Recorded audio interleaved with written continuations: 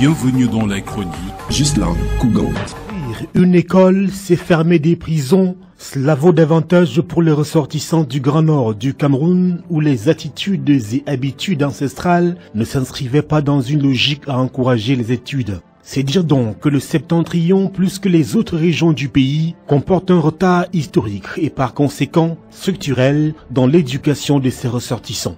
Une situation déplorable et aujourd'hui plus que préjudiciable à ses filles et fils qui accusent le coup de cette espèce de marginalisation. C'est d'ailleurs conscient de cet état de choses que de nombreux leaders issus de cette partie du pays à la démographie largement relevée entreprennent des actions et opérations de lobbying auprès du gouvernement afin de corriger ce que beaucoup qualifient d'injustice. Autrement, si la scolarisation est devenue un enjeu, mieux un défi majeur pour la jeunesse du septentrion camerounais, que penser des écueils voulus qui se dressent contre cette prise de conscience collectivement progressive.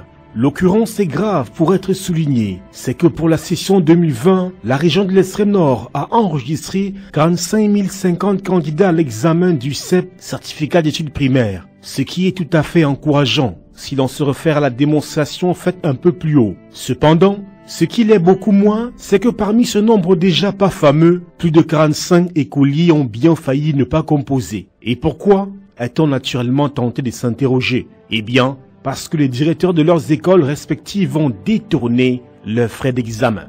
Voilà donc 45 pauvres enfants qui ont failli être victimes de leurs bourreaux, lesquels se trouvent être ni plus ni moins que leurs formateurs, que dis-je, leurs encadreurs. Il s'agit notamment de la directrice de l'école publique de Doualaré dans l'arrondissement de Marois 2e et du directeur de l'école publique de Gazawa dans l'arrondissement éponyme. Que s'est-il passé? Nous raconte la responsable régionale de l'éducation de base, grâce à qui les enfants ont pu prendre part aux examens. Je cite, « Nous nous sommes rendus compte le jour de l'examen que certains élèves se sont présentés et ont fait savoir aux responsables de sous-centres d'examen que leur nom ne figure pas sur la liste des candidats.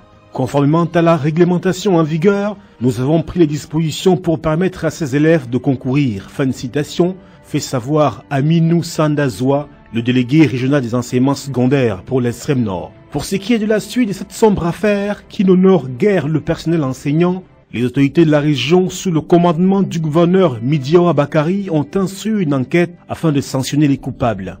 Plus grave, c'est de savoir que ces directeurs sont pour certains des récidivistes, mais curieusement arrivent toujours à conserver leur poste sans toutefois se défaire de leurs travers.